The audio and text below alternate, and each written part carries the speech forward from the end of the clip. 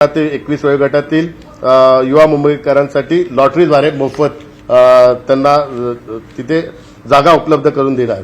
तर हे दोन्ही कॉन्सर्ट हे प्रायव्हेट म्युझिक कॉन्सर्ट ते प्रायव्हेट ऑर्गनायझर असतात। तो प्रायव्हेट ऑर्गनायझर त्यात मुंबई महानगरपालिकेचा विषय येत नाहीये आणि आयपीएल आपल्या सर्वांना माहिती आहे, आयपीएल एक स्वतंत्र बॉडी आहे, स्वतंत्र त्यांचा निर्णय असतो आणि त्यांचे स्पॉन्सर। तर तोही मुंबई महानगरपालिकेचा हा दोन्ही विषय नाहीये। तर तेही विनाकारण युवाला फसवण्याकरता याच्यात या दोन युवराजांनी त्या गोष्टीचा त्यात उल्लेख केलेला आहे। पाळीव पशुसाठी पण त्यांनी सांगितलेलं आहे, पण महानगरपालिकेने पाळीव पशुसाठी पेट पार्क, क्लिनिक आणि अँब्युलन्स हे यापूर्वीच सर्व चालू केलेलं आहे आणि क्रिमेटेरियमचं ऑलरेडी देवनार स्लॉटर हाऊसच्या ठिकाणी ऑलरेडी त्या ठिकाणी संपूर्ण व्यवस्था केलेली आहे। त्यामुळे ज्या गोष्टी ऑलरेडी चालू आहेत, ज्या गोष्टी केलेल्या आहेत, याच सर्व गोष्टींचा उल्लेख केलेला आहे। चॅटबॉटद्वारे प्रशासकीय सेवा ही मुंबई महानगरपालिकेने चालू केली, पण आपण जर बघाल ते पूर्ण फेल गेलेली आहे। त्या संदर्भातली इन्क्वायरी पण चालवली आहे। ज्या कंपनीने ते काम चालू केलं त्यांच्याबद्दल इन्क्वायरी चालू आहे आणि संपूर्ण फेल्युअर ते गेल्या कारणामुळे मुंबई महानगरपालिकेत इंटरनल त्यात इन्क्वायरी करत आहे। दुसरा महत्वाचा विषय जो परमपूज्य डॉक्टर बाबासाहेब आंबेडकरांच्या बाबतीत त्यांनी तो उल्लेख केला की त्यांच्या डॉक्टर बाबासाहेब आंबेडकरांच्या नावाने भव्य ग्रंथालय त्यांना माहीत नाही, शिवाजी पार्कला राहत आहेत। शिवाजी पार्कच्या बाजूलाच इंदू मिल इथे आंतरराष्ट्रीय डॉक्टर बाबासाहेब आंबेडकरांचं स्मारक होतं आणि त्या ठिकाणी देशातलं मोठं ग्रंथालय यापूर्वीच काम त्याचं सुरू झालंय, अंतिम टप्प्यात काम आहे। केवळ डॉक्टर बाबासाहेब आंबेडकरांचं पुतळ्याचं काम त्या ठिकाणी बाकी आहे।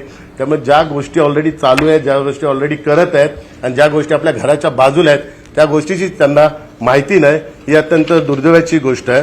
तर ही बाब आपल्या सर्वांच्या मी निदर्शनास आणून देत आहेत की काल दोन युवराजांनी जे प्रेझेंटेशन वर्कशॉप जे केलेलं आहे ते अर्धवट होमवर्कचं वर्कशॉप आहे आणि त्यांच्या पालकांनी खऱ्या अर्थाने काळजी घ्यायला पाहिजे की आपल्या मुलांचा होमवर्क करून घेतला पाहिजे। आणि ज्या गोष्टीचा मी उल्लेख केला म्युच्युअल फंडचा, तर म्युच्युअल फंडच्या सारखंच हे लोकांना आम्ही सांगत आहे की यांना मतदान करायचं असेल तर आपल्या जोखमीवर करा आणि तुमची जर फसवणूक झाली अर्धवट माहितीवर तर इलेक्शन कमिशन जबाबदार राहणार नाहीये। हे म्युच्युअल फंड सारखं जसं आरबीआय आपल्या ज्या नागरिकांना ह्या संदर्भातला धोक्याचा इशारा देतात की इन्व्हेस्टमेंट कराल तर तुमच्या जोखमीवर करा आणि कागदपत्र तपासून करा आणि जर तुमची फसवणूक झाली तर आरबीआय जबाबदार नाही, तसंच आता या ठिकाणी मतदान करून तुमची फसवणूक झाली तर इलेक्शन कमिशन जबाबदार नाहीये। हे आज मी तुम्हा सर्वांना सांगू इच्छितो आणि कालचं जे वर्कशॉप आहे ते एकदम अर्धवट होमवर्कचं वर्कशॉप आहे आणि दोन्ही युवराज हे कालच्या वर्कशॉपच्या माध्यमातून अर्धवट अभ्यास करून आलेले हे आपल्या सर्वांना दिसून आलेले आहे। त्यांचे सरकार मुंबई महापालिकेमध्ये जर त्यांना बहुमत मिळालं आणि हे प्रोजेक्ट त्यांनी जर लोकांसाठी समोर केले तर राज्य सरकारमधून तुम्ही त्यांना मदत कराल? नाही, राज्य सरकार चांगला प्रश्न विचारला आपण। त्या केंद्र सरकारला आणि राज्य सरकारला दोष देतात, वोट चोरी करून आलेलं सरकार आणि ज्या मुंबई महानगरपालिका ज्यांच्या अधिपत्याखाली येते, ज्या मंत्रालयाच्या अधिपत्याखाली येते, ज्या खात्याच्या अधिपत्याखाली येते, त्या खात्याचे प्रमुख माननीय मुख्य नेते एकनाथ शिंदे साहेबांवर ते केवढे घाणाडे आरोप करतात। त्यांना घटनाबाह्य, यापूर्वी घटनाबाह्य मुख्यमंत्री बोलले, घटनाबाह्य सरकार बोलले, वोट चोरी करून आलेले बोलले आणि वेगवेगळे घाणेरडे आरोप करतात। आणि अशा वेळी तुम्ही कुठल्या अपेक्षा कराल? तुमच्या 20 आमदारांच्या जोरात तुमची ज्यावेळी केंद्रात सत्ता येईल, तुमची ज्यावेळी विधानसभेत सत्ता येईल त्यावेळी या प्रस्तावाच्या संदर्भात तुम्ही हक्काने बोलू शकता। तुमची केंद्रात सत्ता नाही, तुमची विधानसभेत तुम्ही माननीय पंतप्रधान नरेंद्र मोदीजींना दोष देता, त्यांच्याबद्दल वाईट बोलता, माननीय गृहमंत्री आदरणीय अमित शाह साहेबांच्या बद्दल तुम्ही वाईट बोलता, माननीय मुख्यमंत्री देवेंद्र फडणवीस साहेबांच्या बाबतीत रोज घाणेरडं बोलता, रोज संजय राऊत साहेब सकाळी 10 वाजता राज्य सरकारवर ताशेरे ओढत असतात, केंद्र सरकारवर ताशेरे ओढत असतात। त्यावेळी मग केंद्र सरकार आणि राज्य सरकारचे जे अधिकारी आहेत, जे अधिनियमात तरतूद केलेले आहेत, जे नियम आहेत आणि मुंबई महानगरपालिकेच्या अधिनियमात ज्याची तरतूदच नाही, जे अधिकारच नाहीत, त्या गोष्टींचा उल्लेख करून लोकांना फसवणूक करण्याचा कार्यक्रम आपण करू नये। म्हणून मी वारंवार सांगतो, म्युच्युअल फंड सारखं सगळ्या मतदारांना सांगतो की कागदपत्र तपासा, अधिनियम तपासा, कायदा कानून तपासा आणि आपल्या जोखमीवरच मतदान करा। मतदानात फसवणूक झाली तर इलेक्शन कमिशनर जबाबदार नाहीये, याकरता आजची ही पत्रकार परिषद आहे.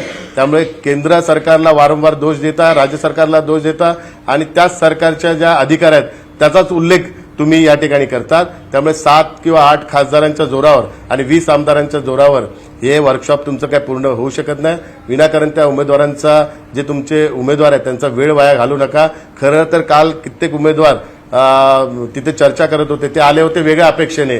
त्यांना वाटतं निवडणूक निधी देतील, त्यांना वाटलं निवडणूक साहित्य देतील, त्यांना वाटलं निवडणुकीकरता मदत करतील, पण ते काही न देता फक्त डोस दिलाय वर्कशॉपच्या माध्यमातून. त्यामुळे ते लोक पण काल निराश होऊन गेलेले आहेत.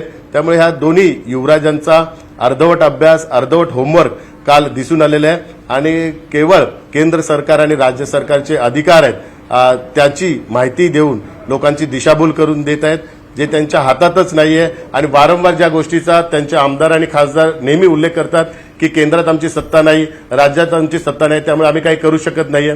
त्यामुळे केंद्रात सत्ता नाही, राज्यात तुमची सत्ता नाही, तर त्या गोष्टींचा तुम्ही तुमच्या वर्कशॉप किंवा तुमच्या मॅनिफेस्टोमध्ये उल्लेखच कशाला करता? तुमच्या हातात जे ते मॅनिफेस्टोमध्ये उल्लेख करा, हे मी त्यांना आवाहन करतो. आणि हे पण सांगू इच्छितो की ज्या ज्या गोष्टी आपण मॅनिफेस्टोमध्ये द्याल त्या सर्व गोष्टींचा आपण नियमाद्वारे त्याचं आणि कुठल्या अधिनियमात बसतात आणि कायद्याप्रमाणे त्याचं स्पष्टीकरण पण द्यावं. आणि एक कॉलम तुम्ही तुमच्या प्रेझेंटेशनमध्ये ठेवा की हे आम्ही कसं करणार. 20 आमदार आणि 7 खासदारांच्या जोरावर तर होऊ शकत नाही, त्याकरता बहुमत लागतं. तर बहुमत नसताना हे आम्ही कसं करणार आणि केंद्र आणि राज्य सरकारला सारखं रोज रोज शिव्या घालून हे आम्ही कसं करणार, हे पण त्यांनी त्यांच्या प्रेझेंटेशनमध्ये दाखवून दिलं पाहिजे. मुंबई महापालिका निवडणुकीची जबाबदारी शिवसेनेकडे तुमच्यावरती बरीच राहिलेली होती. किती बंडखोर होते आणि किती बंडखोरांनी माघार घेतलेली आहे या शिवसेनेत? शिवसेनेचे बंडखोर जे शिवसेनेच्या उमेदवाराविरुद्ध उभे होते ते साधारण 30च्या पेक्षा जास्त उमेदवारांनी माघार घेतलेली आहे. भारतीय जनता पार्टीचे शिवसेनेच्या उमेदवारांच्या विरुद्ध जे बंडखोर होते ते साधारण 27-28 बंडखोरांनी ती माघार घेतलेली आहे. सर्व बंडखोरांना समजूत काढण्यात आणि त्यांचं राजकीय नुकसान होऊ नये या दृष्टिकोनातून माननीय मुख्य नेते एकनाथ शिंदे साहेबांनी व्यक्तिगतरित्या सर्वांशी चर्चा केली आणि सर्वांनी महायुतीचं सरकार येण्याकरता, महायुतीचे महापौर बनवण्याकरता त्यांनी जे आवाहन केलं त्या आव्हानाला त्यांनी प्रतिसाद देऊन आपली बंडखोरी त्या ठिकाणी मागे घेतली. धन्यवाद. निवडणुका होत आहेत, मात्र साम दाम दंडभेद याचे आरोप आता आपल्यावरती होत आहेत. जे कल्याणमध्ये झालं, जे अपक्ष किंवा बिनविरोध निवडून आले, ठाण्यात झालं, पुण्यात झालं, पिंपरी चिंचवडमध्ये झालं, यावरून साम दाम दंडभेद वापरून या सगळ्या गोष्टी होत असल्याचा आरोप महायुतीवरती केला जात आहे. नाही, या ठिकाणी आपण बघाल आज संजय राऊतांनी असं म्हटलंय की खोकेच्या खोके पैसे वाटले म्हणून हे सगळं झालं. आपल्या सर्वांना माहिती आहे की त्यांना त्यांचा पराभव आता दिसून येत आहे. त्यामुळे पराभव त्यांनी स्वीकारलेला आहे. त्यामुळे पराभवाचं कारण काय असावं आणि कुठल्या कारणाने आम्ही हरणार याचंच त्याचा उल्लेख वारंवार अगोदर करत आहेत. त्यामुळे त्यांनी त्यांच्या या वक्तव्यावरून त्यांचा पराभव स्वीकारलाय हे संपूर्ण दिसून येत आहे. धन्यवाद. ते नेहमीच घेत असतात, तो नेहमीच त्यांचा सीझन असतो. एक सीझन आल्यावरती मुलाखत घेतात, तर तशी मुलाखत तशी मी पण माननीय मुख्यमंत्री साहेब आणि माननीय उपमुख्यमंत्री साहेबांची मी पण मुलाखत घेणार आहे. तर त्यांनी मुलाखत घ्यायला काय, आणि माननीय मुख्यमंत्री साहेब आणि माननीय उपमुख्यमंत्री दोघेही कोणाला पण मुलाखत द्यायला तयार आहेत. दुसरीकडे 2 वॉर्डांमध्ये मैत्रीपूर्ण लढत होताना आपल्याला पाहायला मिळते. एक म्हणजे 225 त्या ठिकाणी शिवसेनेने उमेदवार दिलाय, भाजपने उमेदवार दिलाय. तर 173 मध्ये जर आपण पाहिलं तर भाजपने दिलेला एबी फॉर्म हा परत घेतल्याच्या सूचना देऊन सुद्धा त्या उमेदवाराने उमेदवारी मागे घेतलेली नाहीये. या संदर्भात नेमकं कसं आता युती गोष्टी करणार आहे? नाही, 225 या ठिकाणी जो काही निर्णय झालेला आहे तो वरिष्ठ पातळीवर झाला. 173 या ठिकाणी भारतीय जनता पार्टीचा जो एबी फॉर्म देण्यात आला आहे त्या ठिकाणी भारतीय जनता पार्टीचे मुंबई अध्यक्ष यांनी स्वतः सांगितलेलं आहे की तो एबी फॉर्म मी दिलेला नाहीये आणि त्या ठिकाणी तो भारतीय जनता पार्टीचा उमेदवार आहे, तर एबी फॉर्म चोरून घेऊन गेलेला आहे असं पोलीस स्टेशनला आता त्यांनी तक्रार नोंदवलेली आहे. भारतीय जनता पार्टीच्या पदाधिकाऱ्यांनी तक्रार नोंदवलेली आहे. तिथल्या आरोला पण भारतीय जनता पार्टीच्या मुंबई अध्यक्षांनी पत्र लिहिलेलं आहे की आम्ही त्याला एबी फॉर्म दिलेला नाहीये आणि त्याने फ्रॉड केलेला आहे. तर त्याच्यावर आता गुन्हा पण नोंदवण्यात येत आहे सायन पोलीस स्टेशनला आणि त्याच्यावर पोलीस स्टेशनतर्फे पण कारवाई करण्यात येत आहे आणि निवडणूक आयोग पण या सर्व गोष्टींची गंभीर दखल घेऊन त्या संदर्भात निवडणूक आयोग पण कारवाई करत आहे. सगळीकडे राज्य निवडणूक आयोगाकडनं आता एक चौकशी समिती नेमलेली आहे. जे बिनविरोध निवडून आलेले आहेत त्यामध्ये जे आरोप झालेले आहेत त्या संदर्भात जोपर्यंत निकाल येत नाही किंवा या अहवालाचं स्पष्टीकरण येत नाही तोपर्यंत बिनविरोधची घोषणा देखील केली जाणार नाहीये. याकडे आपण कसं लक्ष देणार? नाही, याकरता हा संपूर्ण निवडणूक आयोगाचा अधिकार आहे आणि निवडणूक ही पारदर्शकतेने व्हावी या दृष्टिकोनातून सर्व यंत्रणा कार्यरत असतात. त्यामुळे जर कोणी आरोप केला असेल तर त्या आरोपाच्या संदर्भात निवडणूक आयोग चौकशी करेल आणि चौकशीअंती जे काही खरं असेल ते जनतेसमोर आणेल. धन्यवाद. थँक्यू.